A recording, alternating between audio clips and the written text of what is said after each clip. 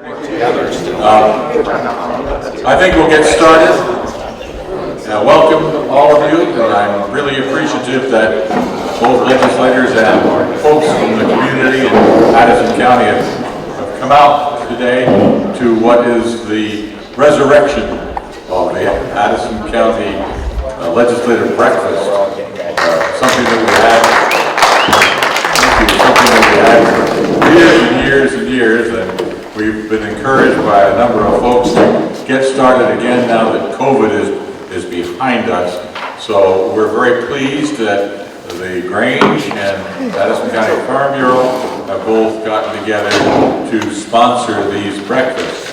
There is a schedule of breakfasts. We're not doing it every week during the session. We're doing it about every other week.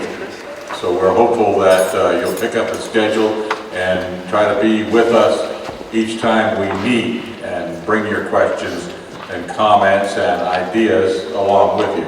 It's an opportunity for the senators and representatives from Addison County to meet with constituents, to get an idea of what we're thinking back here at home, and to give us the updated information of what they're doing in the legislature in Montpelier. So a couple of rules for those of you who may never have been to a legislative breakfast. We have a traffic light, and we have with the traffic light, the traffic cop. Jim Morse is our traffic cop, and Jim will operate that. It's operated on the basis of time. You'll each get a chance to speak for 2 minutes. The light will turn yellow, and you'll get a warning that you're almost out of time, and then when it turns red, you'll know that you're out of time. And we ask that you follow the rules, and so that people can, in fact, I won't get a yellow light, everybody can get a chance to speak and have their ideas presented today. So let's get started. Normally what we do is we get the legislators up to a microphone. By the way, there's a microphone over there, here, and over there. And for television purposes, it would be good that you speak into a microphone. But we'll get our legislators up first. They can introduce themselves, what committee they're on, and maybe a piece of legislation that they're most interested in at this point. And we'd limit that to 2 minutes also. And then we'll go into questions from the audience. And Senator Bray is ready to go, so Senator. Thank you. I'm very trained. Get ready to go. So good morning. My name is Chris Bray. I live in Bristol. How about this? Not that trained. So I think this is my 140th. Talk into it. All right. This is like my 141st time coming to a legislative breakfast since 2007. Anyway, it's great to see them back again, and I'm glad that we have a chance to talk about work with them. Again, my name is Chris Bray. I live in Bristol. I serve in the Senate. I'm one of your two senators. I've been in the Senate since 2012. I chair the Natural Resources and Energy Committee in the mornings, and I serve on Finance in the afternoon. And the main bill we've been working on our committee is the Affordable Heat Act, which addresses a number of challenges that we face as Vermonters. One, we have a legal requirement to reduce the pollutants that we emit across the board that drive greenhouse gases. And about a third of all those pollutants come from heating homes or businesses. The second challenge that goes hand in hand with that is that these fuels have become very expensive. So in about the last 2 years, 2 heating seasons, Vermonters have spent hundreds of millions more, roughly 700 million more, heating. So the current system is both polluting and unaffordable. And we have an opportunity to address both those things, and I'll be happy to talk more with folks about it as the morning goes on. Thank you, Chris. Who's next? Legislator? From Vergennes. Good morning, everyone. Matt Byron, representative for Addison 3 District, Ferrisburg, Waltham, Canton, Addison, Vergennes, and about a third of New Haven. I'm going into my third term. This is my third term. I got a new committee assignment this biennium. I'm the vice chair of our Government Operations and Military Affairs Committee. What does that mean, right? Military affairs is pretty self-explanatory. Government operations, we cover a large spectrum of things from elections, municipal state pensions for both state employees, teachers. We are the closest thing to a government oversight committee, so we're constantly working with the treasurer, the Secretary of State's office, Department of Public Safety, et cetera, things of that nature. We have the entire Department of Liquor and Lottery, as well as the Cannabis Control Board. So we also deal with those functions as points of commerce that require a specific degree of regulation and oversight. So that's kind of my role for the next 2 years in a nutshell. And a piece that I'm interested in right now, the committee's taking up, we're working on some really fun stuff right now. We got an elections bill we're just starting up. We've been working on sports wagering. And also, we've just started what I think is going to be a very long and arduous conversation with sheriffs. We'll leave it there. Thank you. A new legislator. Hi, I'm Joe Adriano. More comfortable if I do it like this, I think. There we go. Now I'm directly into the speaker. My name is Joe Adriano. I'm from the Addison-Rutland District, Orwell, Shoreham, Whiting, Sudbury, and Hubbardton. I am on the Judiciary Committee, and on the Judiciary Committee, there's one bill that we were working on last week that was particularly of interest to me, which has to do with the use of restorative justice or community justice centers in cases of sexual assault and domestic violence. The testimony, for those of you who sort of aren't aware, because I'm finding when I talk to constituents, people sort of aren't aware of what we do on a regular basis, but we spend most of our time sitting in committee and getting testimony, hearing from experts on various things and learning about why a bill might be a good idea or might be a bad idea. And most of last week, we were learning about this bill, about restorative justice for sexual assault and domestic violence. And some of the testimony that we heard is that the vast majority of sexual assault and domestic violence cases aren't reported because people don't want to go through the traditional system of reporting it to the police, having to get on the stand and testify and all that, and the stress and everything. And that people are survivors of these are calling for alternative ways in order to get justice. And so the community justice centers are things that have existed in Vermont for quite some time, but under law, they can't actually be used for these types of cases, and the experts are telling us that it is sorely needed. And so that is a bill that we've been working on this past week, and it does look like it will be moving forward and will be a good thing for Vermonters who want to do that, because it is 100% voluntary if people participate in that process. So I'll leave it there because the traffic cop says I got it. Great. Caleb? Anybody that wishes can use this microphone also, too. It's just as easy, and then you'll be facing the camera also. Yeah, that's nice, right? Okay, I've lost my voice. Sorry, folks. This is just what I sound like. I'm Caleb Elder. I represent Bristol, Lincoln, Moncton, and Starksboro. I'm on the House General Committee, and we're working on family medical leave insurance. And that's basically all we're working on. We might get to another bill week after next. I think we'll pass it on Tuesday. And then that will go to the House Ways and Means Committee. So, that's it. Great. Have I got all the legislators? All right, so we're open for questions. The best way to do this is to get right up to the microphone if you wish to speak, and we'll call on the next person in order to speak. I know there's a lot of folks that are here wondering what Chris Bray has been doing in the area of home heating.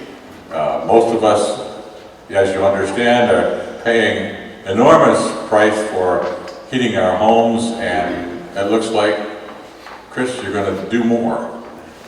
We're going to pay more. I'm baiting him a little bit, so he'll talk about where they are right now in the Senate. Sure. So we could back up a little, see if I can get this on. Can you hear me okay? You probably turned it off on that. Yeah, I'm gonna go there. Come to this. That one always works.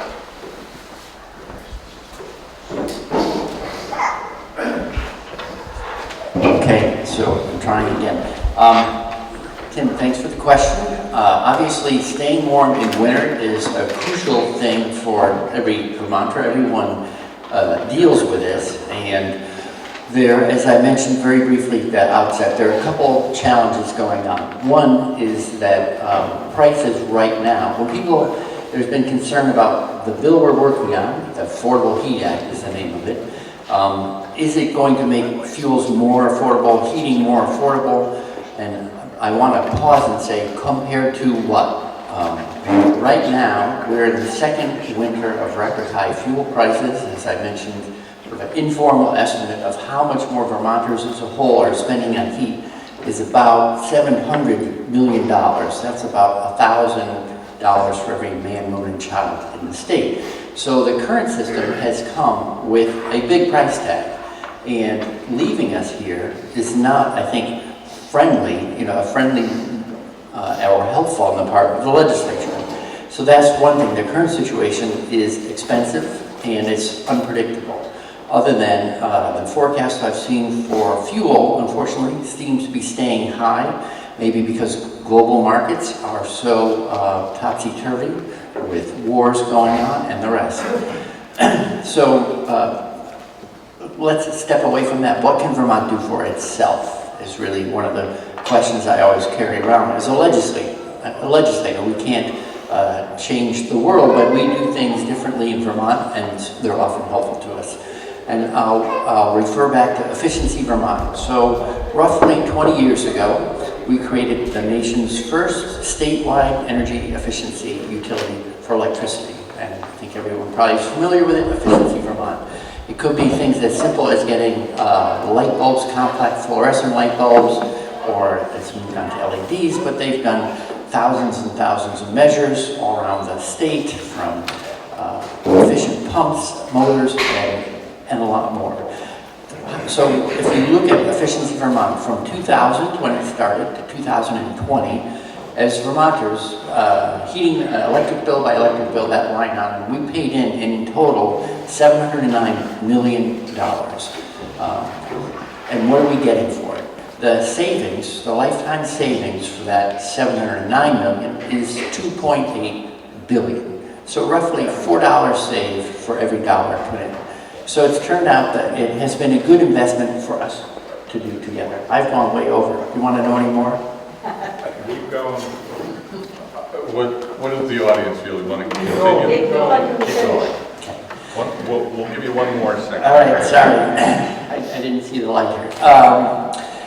Okay, so that's the model that we're looking at, and I would say that we have confidence in that model. We know how to use a model like that. We know how to pull together as a state and do better for ourselves as a state than just letting everyone fend for themselves. On the heating side, we're looking at a similar program in that there will be money contributed in from wholesale sellers of heating fuels that will fund a program that will come out and do measures just like the way that Efficiency Vermont is held house by house, business by business. There are heating measures that you can undertake that will save money over time.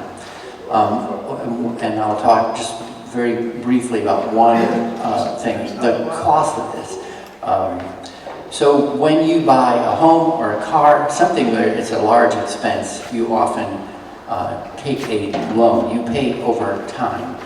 And some of these measures are going to be subsidized to such a degree that for low-income Vermonters, they'll pay little to nothing. For middle-income Vermonters, they get some assistance, but there'll still be money for each of us to put in. So I want to be really clear, this is not a something for nothing program. This is, we're going to make strategic investments that help us save money. The total savings from now to 2050 is predicted to be $6.4 billion. So I'll stop there and just say that it helps address the cost of heating, the predictability of the expenses associated with heating, and it meets our environmental mandate, our legal requirements to reduce the amount of pollution that we produce in Vermont. Maybe I can give Chris another 2 minutes. Please identify yourself and where you're from. Spence Putnam from Weybridge. And I seem to be right in the spotlight here. So Chris, you talked about the financial savings, but what is the point of this in terms of climate? I think that's really the basis of it.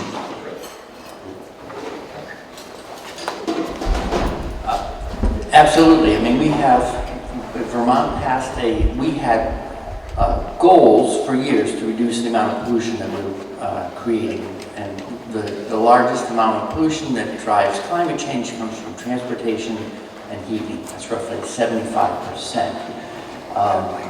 And 3 years ago, we said, you know what, we're going to have to make a stronger commitment than just wishing to do this. Well, we need to make a legally binding commitment to do this, and we did.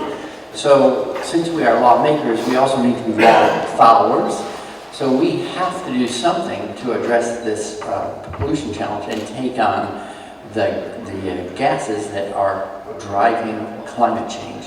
Day by day, year by year, it's a very real phenomenon. I think everyone's familiar with a lot of the things that have changed just in our lifetimes. And so we have a part as stewards of the earth to step up and try to leave the place we inherited from others, at least as good as when we pass it on to others.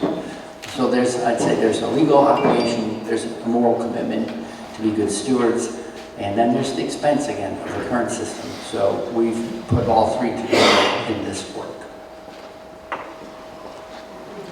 Okay, we've got folks standing and waiting, so Paul, you're next. Is it working? It should be. I don't know how you turn it on. Okay. Come on up here. It was working last I tried, but I know this one. My name is Paul Stone from Orwell. We have a turkey farm. First thing I'd like to do is to congratulate Joe Adriano for winning an election, being our representative his first term on the Judiciary Committee, an important committee. So, Chris, the Affordable Heat Act is of great interest to me, and I really support the concept. I mean, I think all of us want to reduce fossil fuel use and reduce the heating cost of our homes. And I think we all are aware of climate change and on board with that concept. But I'm really concerned about the mechanism of the bill and how it raises money and how it spends money. And you mentioned Efficiency Vermont, and they have a really good track record. We've had great experience on the farm with saving money through energy efficiency projects. And I just would like to see the bill simplified, all of the complex ways it raises and spends money. Involving the Public Utilities Commission just seems to me to be very burdensome. And it seems like a stick approach rather than a carrot approach. And I'd much rather see a carrot approach, which is what we've been having with Efficiency Vermont. So I hope that you can really consider that aspect or that approach rather than what's in the bill now. Thanks.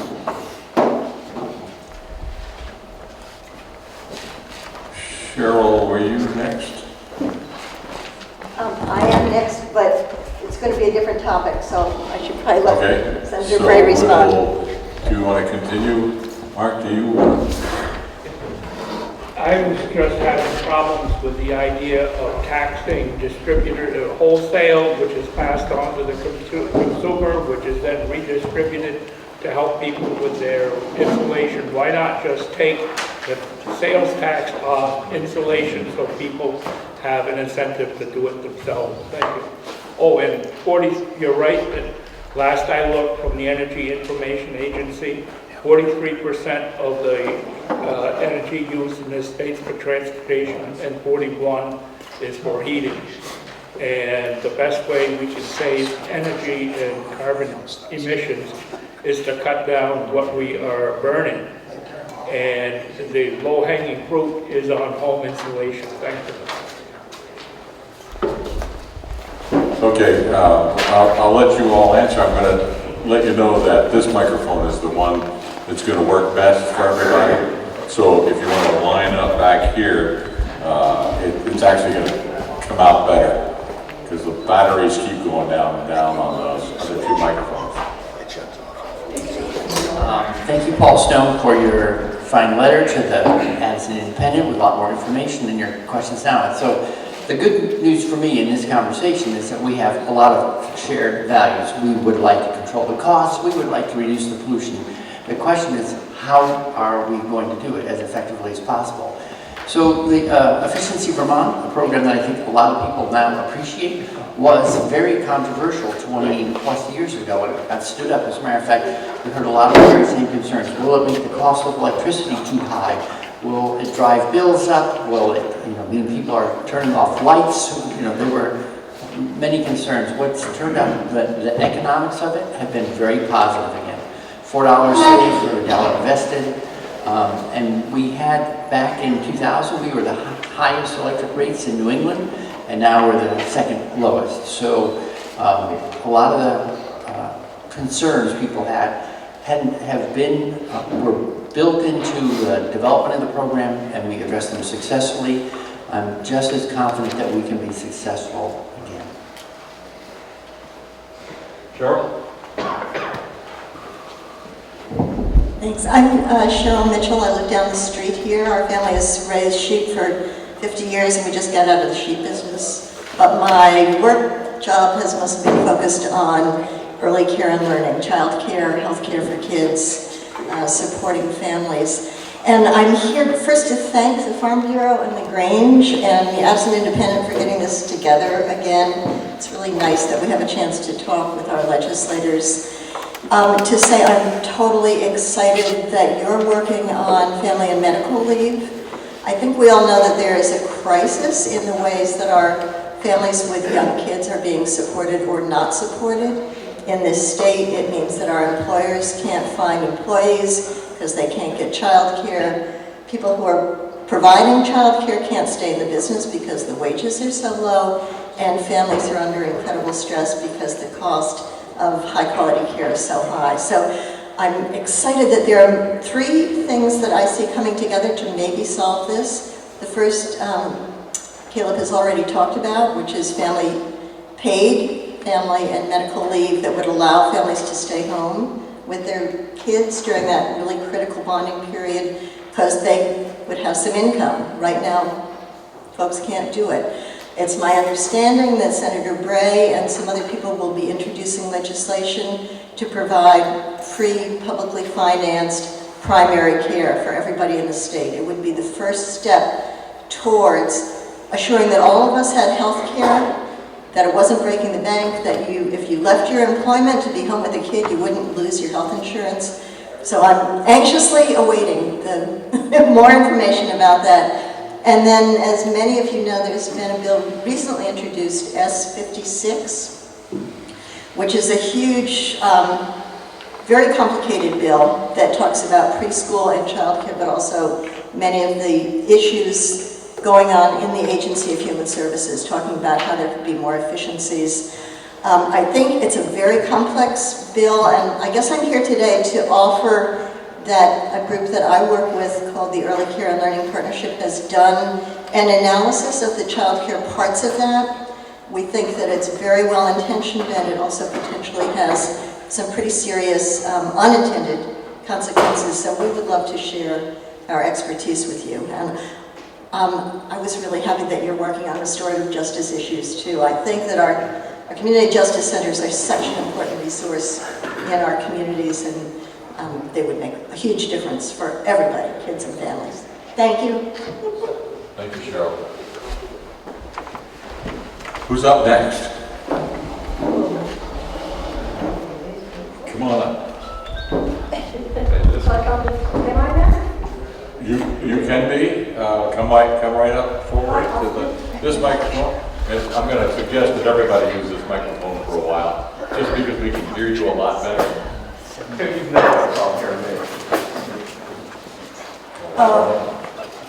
Elizabeth Armstrong, West Addison.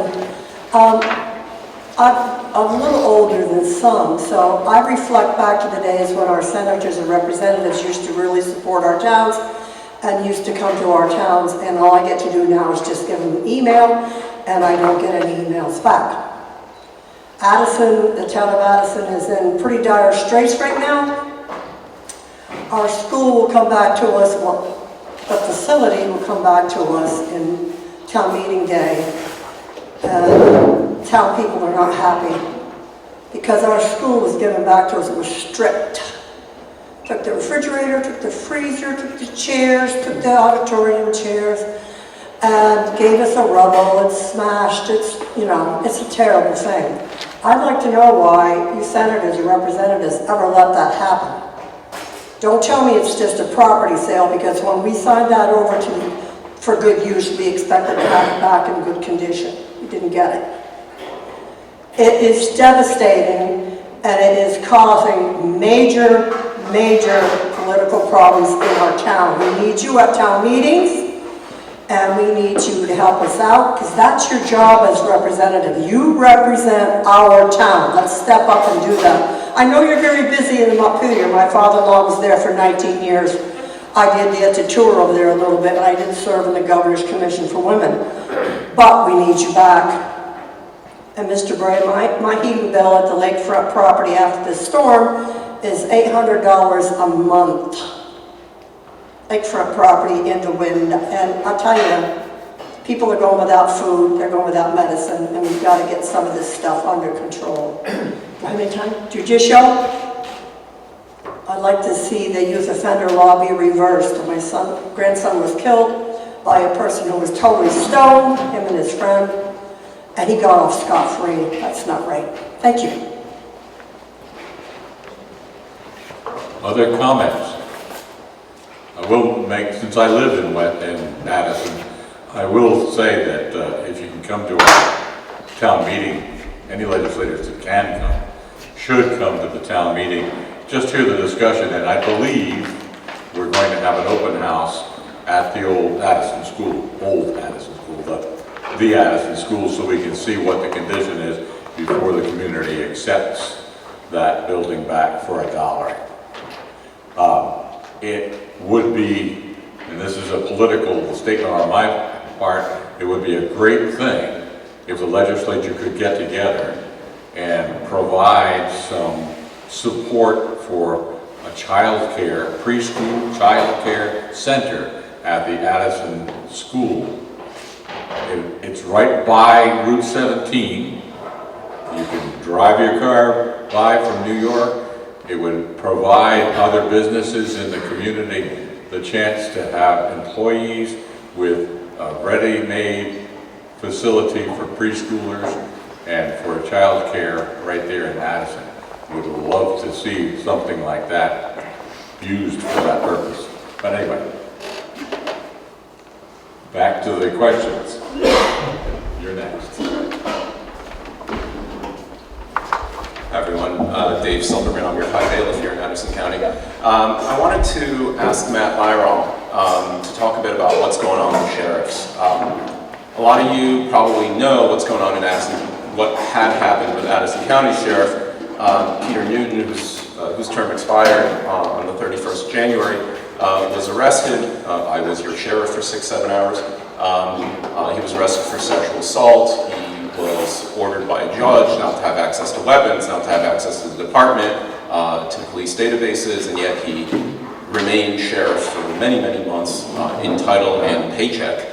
while not performing any of the duties. But, you know, the problem there with unaccountable sheriffs was not limited to just Addison County. We had a sheriff in Bennington County who was MIA, he was living in Tennessee, still drawing a salary. We had a sheriff in, I think it's Orange County, who was just found to have embezzled over $400,000 of county funds, but he ran it through payroll, so somehow that is okay. And then we had a sheriff who just got elected in Franklin County, who ran unopposed, who violently assaulted a man in his custody who was in shackles. And, you know, he's sheriff now. And also is under investigation by the state auditor, if I'm not mistaken, for financial improprieties. So there's, yeah. You know, kind of a problem, right? When you have these very powerful people who are unaccountable and not removable in any way. And so, Matt, I know your committee has started looking at that question. I was hoping you might be able to update us on kind of what you're hearing and what might happen.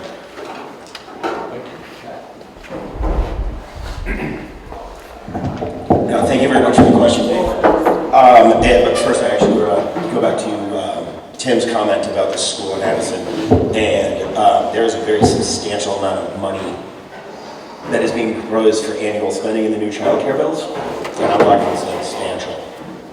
So a location like the one you were discussing is definitely one that's, in my mind, extremely worthy of seeing those dollars for that type of investment. So I just wanted to say that out loud. There's no detail, like the bill is just in its infancy, but what you're talking about is within the theoretical construct of that legislation. So I just wanted to say that out loud. Idea of Silverman, yeah, no, so sheriff's been all over the news for a long time. Most of the time, the headlines that you're seeing, he did a great job kind of running down the punchline. There was actually one other sheriff where we've taken testimony on as well. After he was elected, before he was sworn in, he actually essentially tried, no better way of putting it, a hostile takeover of the department. He just thought a month early he was going to come in, start doing the job, and tell everybody he didn't like him at all. So what we have here is a very established and persistent pattern of, I'll be kind in some instances, nefarious behavior, just blatant assault, financial impropriety. The payroll situation that was alluded to right before this individual left office, he gave out $450,000 in bonuses to staff. One person received over 2,000 times their wage in a bonus.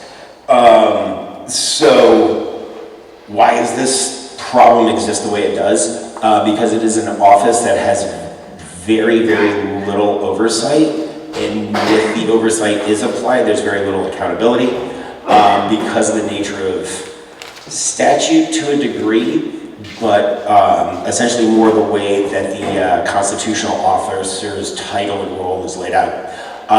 The only way to remove a sheriff from office is through an impeachment process. That is a very long and arduous process.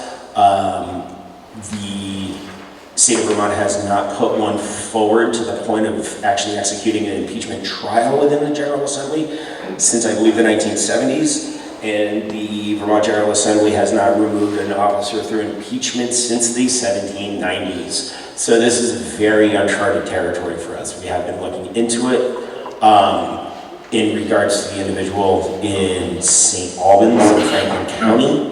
But we have not decided as a legislature how we're going to deal with that. Senator Hardy is the chair of Senate Government Operations. As I mentioned, I'm the vice chair of the House Government Operations Committee. So we've been having conversations about how to handle this. And we're kind of in a TBD right now while we're trying to figure out the constitutional angles on that. Last thing I'll say on this is the Senate is proposing a constitutional amendment so we can rework the language pertaining sheriffs and perhaps high bailiffs too. We're the only state that has that duty anymore. It's kind of a holdover from colonial times. So that's pretty much like the summary on the sheriffs. Like it's a huge problem. We've taken a lot of testimony on it so far. but the bills are just being developed because it's just such uncharted territory.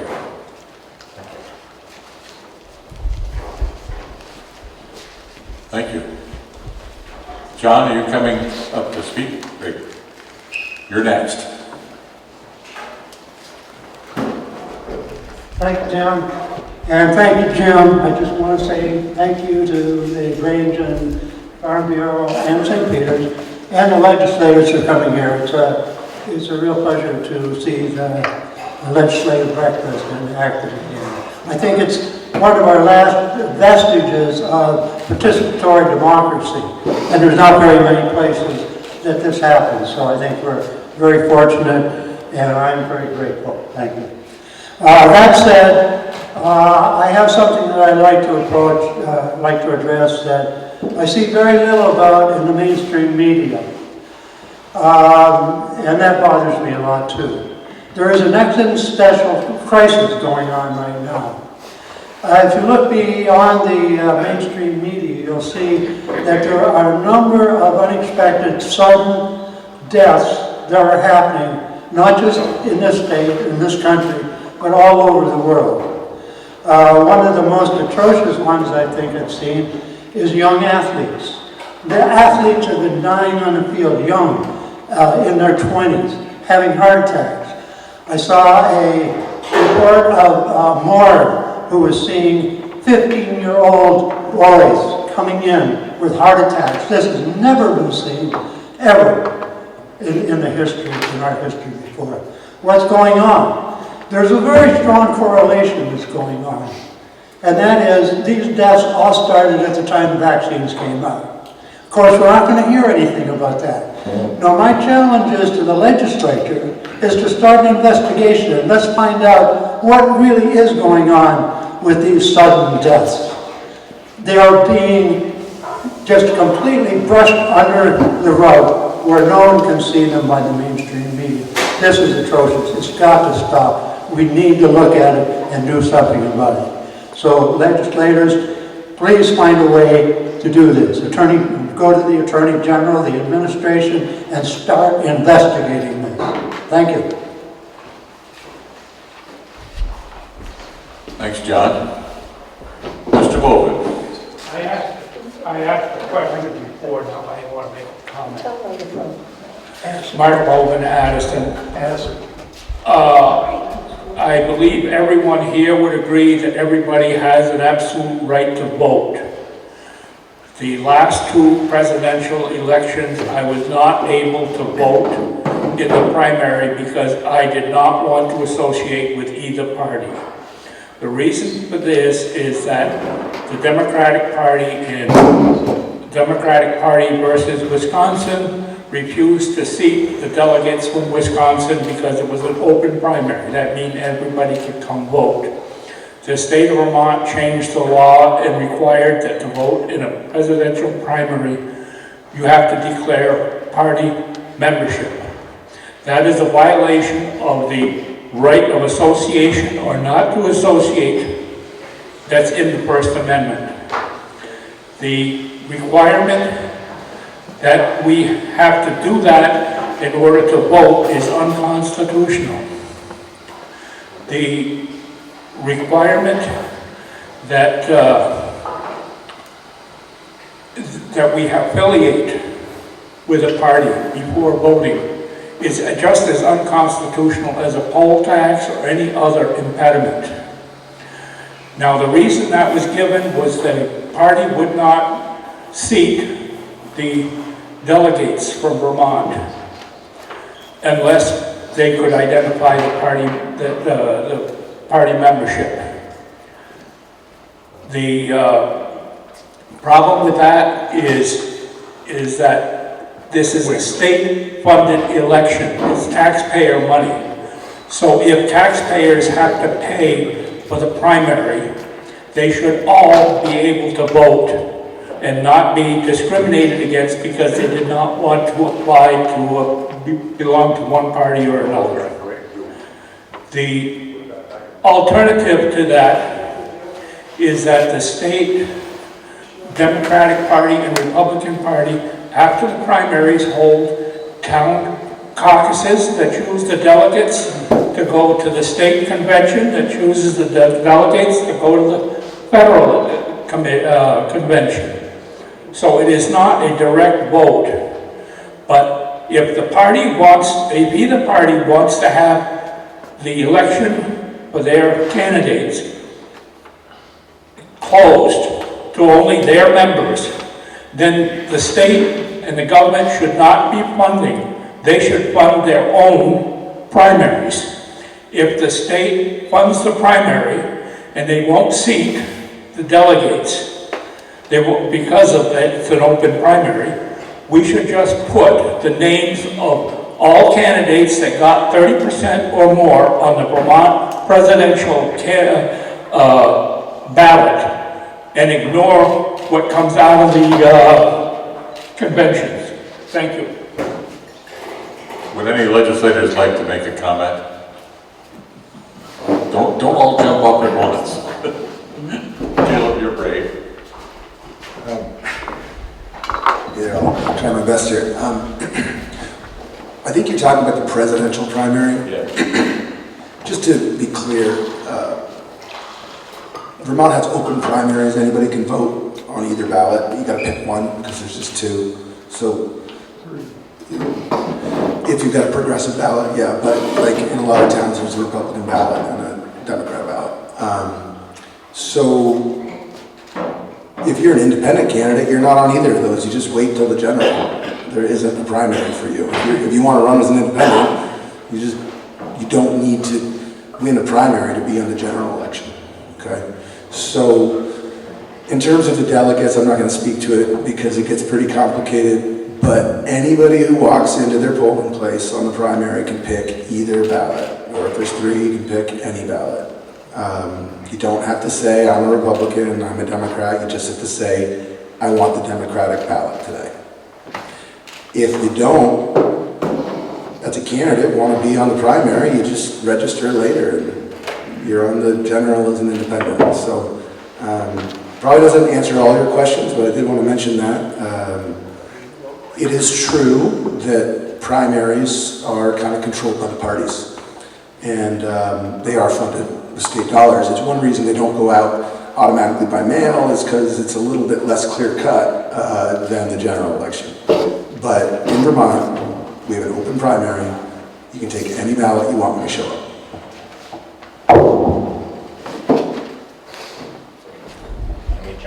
I would like to rebut that.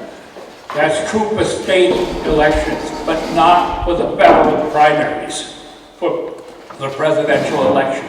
For the presidential election, you have to declare your party and they note it down on the checklist. Okay, Matt? Just like you're declaring the party of the ballot that you're pulling, not per se how you identify as a voter. In that. Does identify you. For the ballot that you take. Yes, Yeah, pretty much gives you what identifies you immediately. I pulled a Republican ticket in a primary before.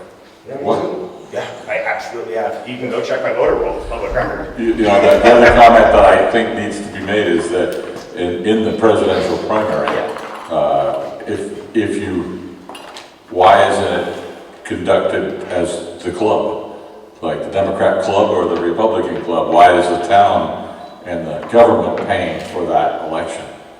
We shouldn't even have to pay for that election if it's just a club membership.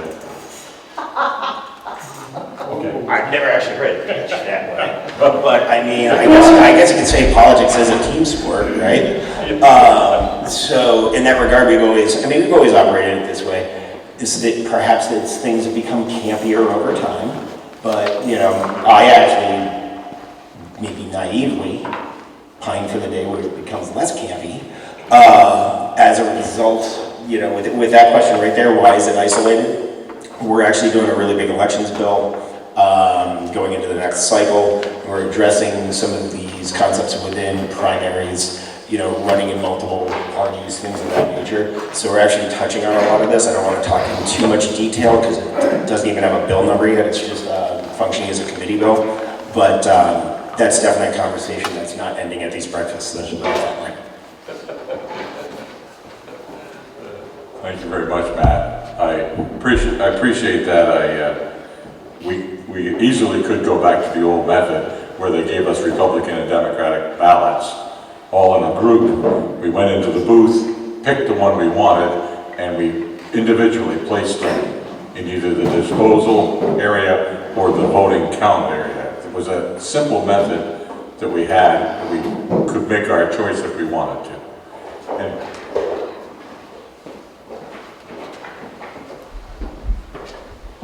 thank you. I do want to thank you for having these legislative breakfasts. I think they're very informative. Thank you. I'm Linda Andrews, and I'm a nurse practitioner in women's health care, retired. And I just want to thank our legislators. We have two bills that are now before our legislators. We have a House Bill 156 and a Senate Bill 74. And I want to thank our legislators getting these bills. These bills are for universal primary health care. This will help Vermonters access primary health care. Right now, I think many of you know that our people under 65 have a difficulty getting primary health care because they have such high deductibles. And this will help with that. And also, I think you all know that we have a real shortage of primary health care providers. And this bill should also help be like a magnet to bring in more providers and to maintain the ones that we have. In Addison County, we've done a research on primary health providers, and if you're a new patient here, it will take you 6 months to a year to get a primary health provider. We have a real shortage.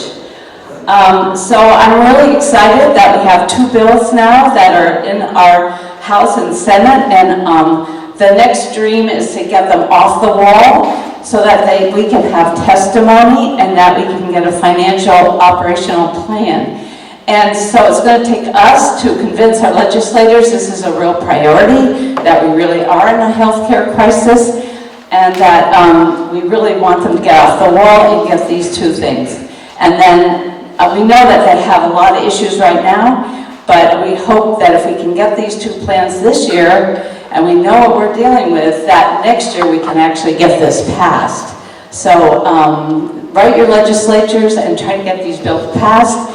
And I have literature over there by where you sign in that you can find out more, or you can ask me. Thanks.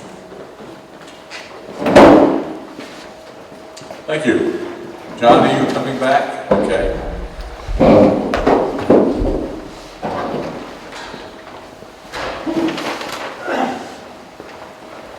John Wall from Addison, sorry for having it the first time. On the health care, I just wanted to mention one thing. My wife is on Medicare. She is a holistic practitioner for health and has never actually used the Medicare. Yet she still pays for it every month out of her Social Security. She has been going to Mountain Health. She went to Mountain Health for years, and she gets her ears flushed out there. And she went in about several weeks ago, and they've changed something in there, and they tried to bill her for something that she had never been billed for before. And it turned out there was a $300 bill because the doctor there came in, looked at her, and said a few words and left. She said, "This is our new patient practice." So Medicare has to pay $300. That seemed pretty atrocious to me. And I don't know if this fits into the Medicare, so I thought I'd just mention that particular thing. Right here. Thank you, John. You're next. Don? Good morning. I'm Donna Scott, and I live in North Ferrisburg. Been married for 55 years, and I have been a teacher for 23 years on the high school level, both at Vergennes Union High School and at the Addison County Careers and Development Center. And I'm here to say that just because something is legal does not make it morally right.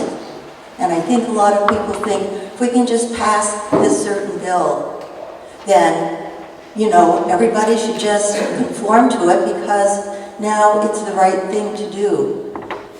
And so I'm really troubled by this whole idea, and I think we're doing a grave disservice to our young people in education right now because we're forcing them to make decisions, life-changing decisions, without the possibility of any discussion about it.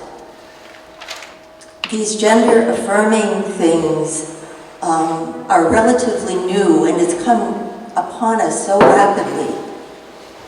Children are not capable, they don't have the emotional intelligence at the young age that they're being asked to consider things that are totally beyond even what I can understand in terms of consequences or life-changing things. And there are two bills right now that are being considered. I don't know if they have been voted on, but H89 is a shielding bill, which is going to allow reproductive and gender-affirming providers and out-of-state persons to seek care in Vermont from abusive litigation, in quotation marks, from other states. We're going to be bringing children, not the parents, because they're totally out of the picture. We're going to be bringing children from out of state, who knows who's bringing them, to receive care, medical care, to change their genders without the knowledge or consent of the parents. What is going to happen to these children after they have this gender-affirming care? Who's going to be taking care of them? Who's going to be dealing with their psychological, their psychological health and their physical health? I've seen children who have said, why didn't somebody love me enough to help me through this and not just give me an outright pass to go ahead and do this to myself? I think we have to think long and hard about our responsibility to our children and our state. Who's going to want to come here with a young family when the parents don't have any right to say what happens to their children? Who's going to want to come here? We're trying to get people to come, we're paying money for people to come, and yet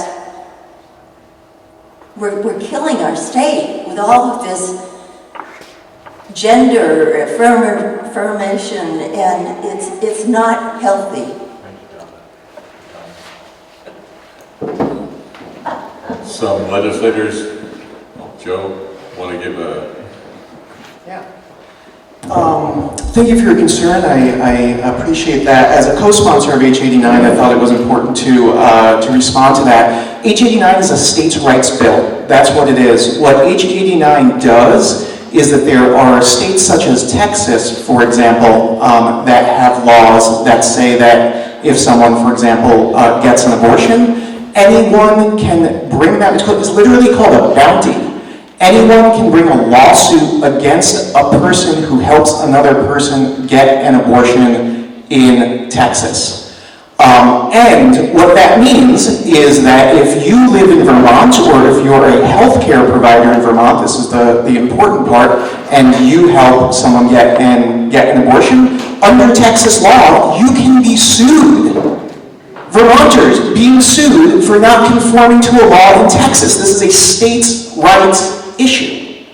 And the reason I'm a co-sponsor of that bill is because I believe very strongly that Vermont law should control Vermonters, and we as Vermonters should not be sued by someone in the state of Texas for helping someone in the state of Texas get an abortion if that is their choice. Everything under H89 requires doctors who are involved to uphold to the standards of care that the doctors have. I'm not a doctor, and so I can't particularly speak to what those standards of care are. However, these are things that are vetted by our doctors, vetted by our medical boards, and everything like that. So when it comes to H89, what H89 is about is shielding. It's called the Shield Bill. It is about shielding providers who are in Vermont from being sued by someone in another state that has made a decision under their state's law to make something illegal when they are simply fulfilling what is what under Vermont law and the Vermont Constitution under Article 22 is a constitutionally and statutorily protected issue. So I just want to sort of, again, reiterate, because I'm sure I'm probably not close to time, I just want to reiterate the fact that H89 doesn't force anyone to do anything. It doesn't require anyone to do anything. It doesn't mean, as the assertion was made, that people will be brought to Vermont against their will or against the will of their parents or against the will of anyone. It's not forcing anyone on anything. It is simply saying, as a matter of public policy, we as Vermont protect Vermonters from some other state that has made a different public policy choice, from being able to sue our providers, sue Vermonters, sue people in the state of Vermont for exercising what the statutes say and what the Constitution says in Vermont. Is something that is protected. So again, it is just a states' rights issue there. Joe, Yeah. did you mention the vote count from Friday? That's an excellent point. Thank you to my neighbor. So Matt sits next to me in the house, which is a real pleasure. So the vote on H89 came out of committee at 9-1. It came out bipartisan in the committee. And on the floor of the House, when it was voted out, it was done as a roll call vote, and it was 133 to 13. Thank you, 133 to 13. It was tripartisan, and two of the folks, two Republicans who voted against it, they made specific vote, what is called a vote explanation, where they said they were not opposed to the bill itself. They wished there had been what was called a conscience exemption into it. That was their particular objection, was this conscience exemption that they wished had been included in the bill, but that was the only reason they voted against it. So 133 would have been 135 if the needs of those two members had been met. So this was a tripartisan, also the independents as well. Republicans, Democrats, Progressives, and Independents supported this bill because we believe in protecting the rights of Vermonters against the actions of other states and against people here. So, thank you.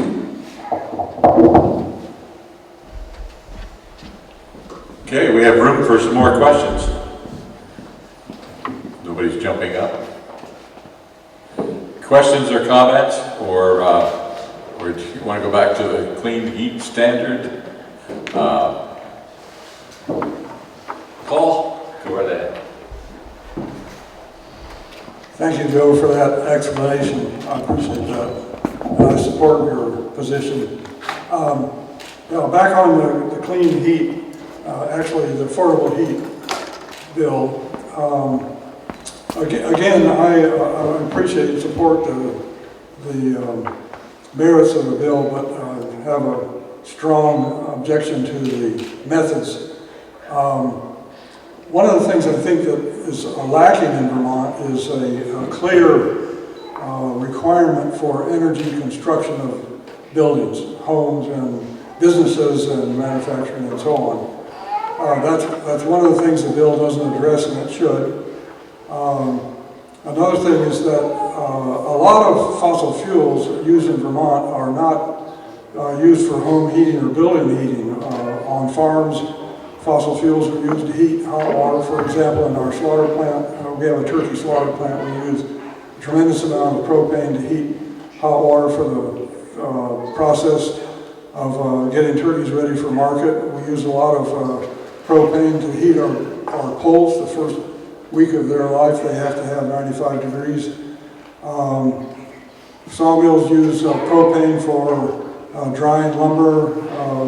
Big businesses, Cabot Cheese, for example, use a lot of fossil fuels for heat for their manufacturing process. So all of those things seem to be left out, and we need some technical help here, and that's not mentioned in the bill. So again, I'm not against the bill. The fuel, we got yellow here. The fuel dealers are against the bill, but they didn't come up with any alternative suggestions.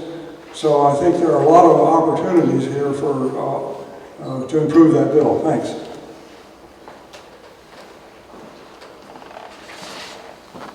Thanks, Paul. I'd ask Senator Bray if he would want to come back and make another comment.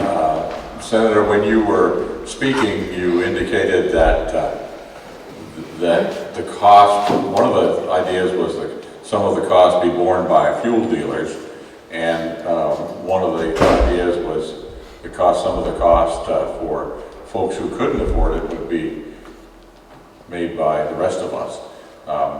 The question, I guess, is who are the fuel dealers going to pass the cost along to? I guess it's us, isn't it? Are we going to be suffering with higher prices because of this effort, or how is that going to happen? Where's the money coming from if it doesn't originally come from us?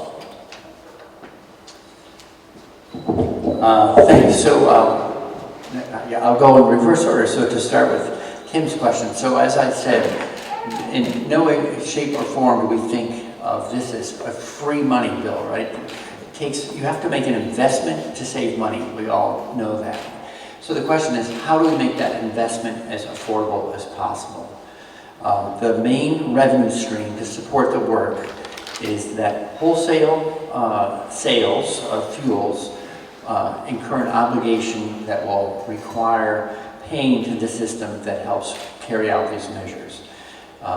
In another, I've referred to Efficiency Vermont. Another way to think about this would be if our electrical energy efficiency charge came not on each and every one of our bills, one by one, but actually was on an obligation that the electric company itself faced. It could be the same amount of money, but it would come from the electric company. I mean, you say, well, of course that's going to get passed on to us.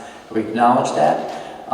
And so the question is how to make it as affordable as possible. There is economies of scale. There is that we can all pull together, and we have been able to do some impressive things. Again, the Efficiency Vermont track record is a very strong one. The question is, how do we craft another program? So to Mr. Stone's point about the complexity of the bill, the bill, we are aware of concerns about how complicated it is, and so one of the things we're working on right now is simplifying the process. You also mentioned the Public Utility Commission, and the reason we call upon the PUC to help us design the bill is because it has some very technical aspects to it in terms of comparing different kinds of fuels, which have what kind of impact on the environment, how should they be priced relative to one another. And that's a well-known role for the Public Utility Commission. They have real expertise, and they can do things that the legislature itself is definitely not knowledgeable enough to undertake. Plus, we come and go. We're there for about 4.5 months, and this development process is going to take 2 years. It's a very thorough, long process. So to the concerns of any and all of us, there will be many public workshops and hearings on the bill, and then they publish a draft bill. People comment on the draft bill. Once they've responded to that, then they finally bring out a formal bill. And the legislature is engaged all the way through. There's reports each year in 24 and 5 before the program is proposed. It gets presented to the legislature in January of 25. An entire legislative session goes by with us reviewing the program before it would ever become effective in 2026. So it is slow and methodical, and I appreciate that there are concerns. We're at the early stage of it, but I have confidence that we've sorted out details like this before, and that we can sort them out again. Thank you, Chris. We have time for one more question or topic. We're almost at the end of our time, but we do have time to do this. Efficiency, this is Mark over again. Efficiency Vermont's been brought up a number of times. My experience with them has not been very favorable because I want the numbers. So I tried to talk to an engineer, and I ended up talking to somebody that claimed to be an engineer, but when I couldn't get any numbers from her, I asked her what she got her degree in, because she had absolutely no competence in calculations. And her reply was, well, she was an English major, and so why are you an engineer? Well, my job is to convince people to save energy. So, without accurate numbers. So that leads me to the question is, who is supervising Efficiency Vermont? They collect money from the tax on the electric bills, and who is overseeing their operations? Are they all by themselves? Thank you. Okay, Senator Bray, coming back again. Getting my steps in. So the quick answer is, Efficiency Vermont is a fully regulated utility, just like Green Mountain Power and all the other electric companies, Vermont Gas, etc. They are required by law to come in every 3 years with what's called the Demand Resource Plan, DRP, and it lays out a program of work. It says, here's what we're legally required to deliver for performance and benefits to Vermonters. Here's the cost that we've incurred as we've been doing this in the past years, and here's what we project going forward. So there's a very tight analysis of the books and the performance of Efficiency Vermont. It's carried out by the Department of Public Service in concert with the Public Utility Commission, and they review, it is a painstaking review. I'd say that it's more stringent than any other audit I've ever seen, in part because when Efficiency Vermont got started, there were skeptics. So they're subject to a great deal of review, and they don't get to, they need to account for every penny, and they need to show a benefit for all the money spent.